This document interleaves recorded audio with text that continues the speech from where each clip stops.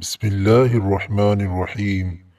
حضور صلی اللہ علیہ وآلہ وسلم کو اللہ تعالیٰ کی طرف سے ہجرت کا حکم مل گیا تو آپ صلی اللہ علیہ وآلہ وسلم ٹھیک دوپہر کے وقت جبکہ سب لوگ اپنے اپنے گھروں میں موسم گرما کی دھوپ اور لو سے پناہ لینے کے لیے پوشیدہ ہوتے اور راستے آنے جانے والوں سے خالی ہوتے ہیں، سیدنا ابو بکر صدیق رضی اللہ عنہ کے مکان پر پہنچے۔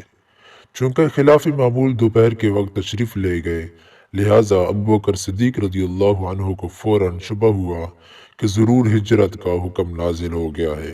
آپ صلی اللہ علیہ وآلہ وسلم نے اول یہ دریافت فرمایا کہ گھر میں کوئی غیر آدمی تو نہیں ہے۔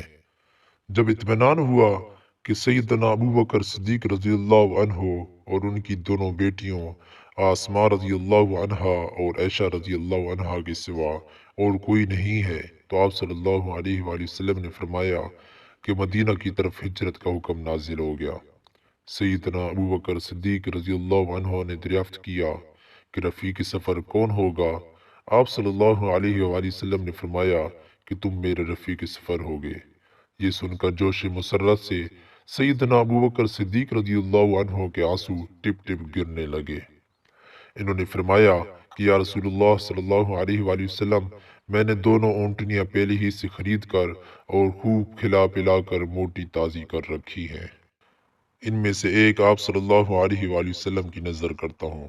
آپ صلی اللہ علیہ وآلہ وسلم نے فرمایا میں اس اونٹنی کو قیمتاً لوں گا۔ چنانچہ آپ صلی اللہ علیہ وآلہ وسلم نے اس کی قیمت ادا فرمائی اور سیدنا ابو بکر صدیق رضی اللہ عنہ کو وہ قیمت لینی پڑی۔ اسی وقت سے ہجرت کی تیاریاں شروع ہو گئی۔ سیدنا اسما بنت ابو بکر صدیق رضی اللہ عنہ نے ستو کے تھیلے اور کھانے وغیرہ کا سامان درست کیا۔ سیدہ عائشہ رضی اللہ عنہا کی عمر اس وقت چھوٹی تھی۔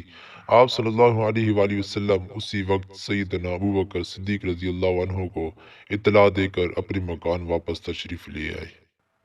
اب جو آنے والی رات تھی، اسی رات میں مشرکوں کا ارادہ تھا کہ آپ صلی اللہ علیہ وآلہ وسلم کو گزشتہ شب کی قرارداد کے موافق قتل کیا جائے۔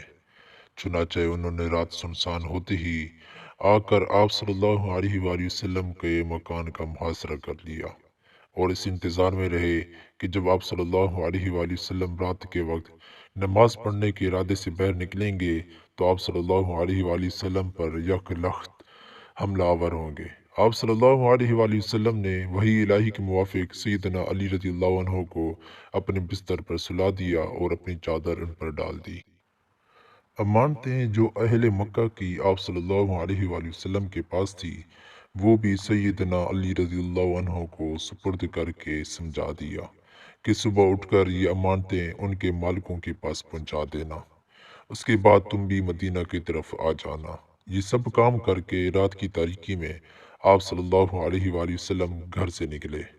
اول آپ صلی اللہ علیہ وآلہ وسلم نے سورہ یاسین کی ابتدائی آیات فَهُمْ لَا يُبْصِرُونَ پڑھ کر ایک مٹھی خاک پر دم کر کے ان کفار کی طرف پھینک دی اور صاف نکلے ہوئے چلے آئے، کفار میں سے کسی کو بھی نظر نہ آئے۔ وَإِذْ يَمْكُرُ بِكَ الَّذِينَ كَفَرُوا لِيُثْبِتُوكَ أَوْ يَقْتُلُوكَ أَوْ يُخْرِجُوكَ وَيَمْكُرُونَ وَيَمْكُرُ اللَّهُ وَاللَّهُ خَيْرُ الْمَاكِرِينَ۔ سیدنا ابو بکر صدیق رضی اللہ عنہ نے دونوں اونٹنیاں عبداللہ بن عریقت کو، جو کافر مگر بھروسہ کا آدمی تھا، سپرد کر دی تھی اور معقول اجرت بھی مدینہ بھر کی رہبری کے لیے ٹھہرا لی تھی۔ نبی کریم صلی اللہ علیہ وآلہ وسلم اپنے مکان سے نکل کر سیدنا ابو بکر صدیق رضی اللہ عنہ کے مکان پر تشریف لائے۔ سیدنا ابو بکر صدیق رضی اللہ عنہ آپ صلی اللہ علیہ وآلہ وسلم کے منتظر تھے۔ اسی وقت دونوں روانہ ہو گئے اور مکہ کے نشیبی سمت 4 میل کے فاصلے پر کوہ سور کی ایک غار میں، جو غار سور کے نام سے مشہور ہے، چھپ کر بیٹھے رہے۔ ادھر مکہ میں سیدنا علی رضی اللہ عنہ رات بھر آپ صلی اللہ علیہ وآلہ وسلم کے بستر پر استراحت فرماتے رہے۔ کفار مکہ بھی رات بھر مکان کا محاصرہ کیے ہوئے کھڑے رہے اور سیدنا علی رضی اللہ عنہ کو بستر پر سوتا ہوا دیکھ کر آپ صلی اللہ علیہ وآلہ وسلم کا گمان کرتے اور آپ صلی اللہ علیہ وآلہ وسلم کے اٹھ کر باہر تشریف لانے کا انتظار کرتے رہے۔ جب نماز فجر کے لیے سیدنا علی رضی اللہ عنہ خواب سے بیدار ہو کر اٹھے تو کفار نے پوچھا کہ محمد صلی اللہ علیہ وآلہ وسلم کہاں ہیں؟ سیدنا علی رضی اللہ عنہ نے کہا کہ مجھ کو کیا خبر، خبر تو تم کو ہونی چاہیے کہ تم پہرے پر تھے، میں تو رات بھر سوتا رہا ہوں۔ کفار نے سیدنا علی رضی اللہ عنہ کو پکڑ لیا، ان کو مارا اور تھوڑی دیر تک گرفتار رکھا، پھر چھوڑ دیا۔ سیدنا علی رضی اللہ عنہ نے اطمینان سے تمام امانتیں ان کے مالکوں کو پہنچائی۔ اس جگہ یہ بات خاص طور پر توجہ کے قابل ہے کہ کفار آپ صلی اللہ علیہ وآلہ وسلم کی جان کے در پہ تھے، مگر آپ صلی اللہ علیہ وآلہ وسلم کی دیانت و امانت پر ان کو اس قدر اعتماد تھا کہ اپنی قیمتی چیزیں، زیورات، چاندی، سونا سب آپ صلی اللہ علیہ وآلہ وسلم کے پاس امانت رکھ کر جاتے تھے۔ آپ صلی اللہ علیہ وآلہ وسلم نے مکہ سے رخصت ہوتے وقت بھی اپنی امانت داری کو اس احتیاط سے ملحوظ رکھا کہ اپنے چچا زاد بھائی کو، جو بیٹے کی طرح آپ صلی اللہ علیہ وآلہ وسلم کے پاس ہی رہتے تھے، صرف اس لیے چھوڑ گئے کہ امانتیں ان کے مالکوں کے پاس بے احتیاط تمام پہنچ جائیں۔ کفار سیدنا علی رضی اللہ عنہ کو چھوڑ کر سیدھے ابو بکر صدیق رضی اللہ عنہ کے گھر پہنچے۔ دروازے پر آواز دی، سیدنا اسماء بنت ابی بکر رضی اللہ عنہا باہر نکلی۔ ابو جہل نے پوچھا، لڑکی تیرا باپ کہاں ہے؟ بولی، مجھے خبر نہیں۔ یہ سن کر اس نے اس زور سے تماچا مارا کہ ان کے کان کی بالی نیچے گر گئی۔ اس کے بعد کفار تمام مکہ اور اس کے اطراف میں آپ صلی اللہ علیہ وآلہ وسلم کی تلاش جستجو میں دوڑے دوڑے پھرنے لگے۔ کہیں کوئی پتہ نہ چلا۔ بالآخر انہوں نے اعلان کیا کہ جو کوئی محمد صلی اللہ علیہ وآلہ وسلم کو زندہ یا مردہ گرفتار کر کے لائے گا، اس کو 100 اونٹ انعام دیے جائیں گے۔ اس انعامی اشتہار کو سن کر بہت سے لوگ مکہ کے چاروں طرف دور دور تک نکل پڑے۔ رات کی تاریکی میں دونوں محب و محبوب غار سور کے قریب پہنچ گئے تو حضور صلی اللہ علیہ وآلہ وسلم کو باہر چھوڑ کر پہلے سیدنا ابو بکر صدیق رضی اللہ عنہ غار میں داخل ہوئے۔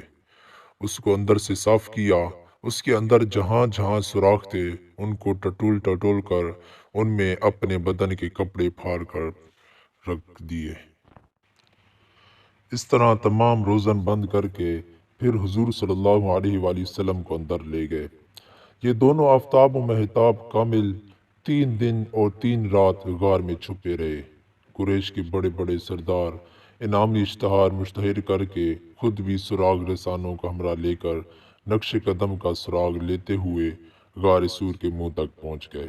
ان کے ہمراہی سراغ رسانوں نے کہا کہ بس اس سے آگے سراغ نہیں چلتا، یا محمد صلی اللہ علیہ وآلہ وسلم یہیں کسی جگہ پوشیدہ ہے یا یہاں سے آسمان پر اڑ گیا ہے۔ کسی نے کہا کہ اس غار کے اندر بھی تو جا کر دیکھو۔ دوسرا بولا، ایسے تاریک اور خطرناک غار میں انسان داخل نہیں ہو سکتا، ہم اسے مدت سے اسی طرح دیکھتے آئے ہیں۔ تیسرا بولا کہ دیکھو، اس کے منہ پر مکڑی کا جالا تنا ہوا ہے، اگر کوئی شخص اس کے اندر داخل ہوتا تو یہ جالا سلامت نہیں رہ سکتا تھا۔ چوتھے نے کہا، وہ دیکھو، کبوتر اڑا ہے اور انڈے نظر آ رہے ہیں جن کو بیٹھا ہوا سہ رہا تھا۔ اس کے بعد سب کو اطمینان ہو گیا اور کوئی اس غار کی طرف نہ بڑھا۔ یہ کفار غار کے اس قدر قریب پہنچ گئے تھے کہ اندر سے ان کے پاؤں حضور صلی اللہ علیہ وآلہ وسلم اور ابو بکر صدیق رضی اللہ عنہ کو نظر آ رہے تھے اور ان کی باتیں کرنے کی آواز سنائی دے رہی تھی۔ ایسی خطرناک حالت میں سیدنا ابو بکر صدیق رضی اللہ عنہ نے کہا کہ حضور، کفار تو یہ پہنچ گئے۔ آپ صلی اللہ علیہ وآلہ وسلم نے فرمایا، لا تحزن ان اللہ معنا، مطلق خوف نہ کر، اللہ تعالی ہمارے ساتھ ہے۔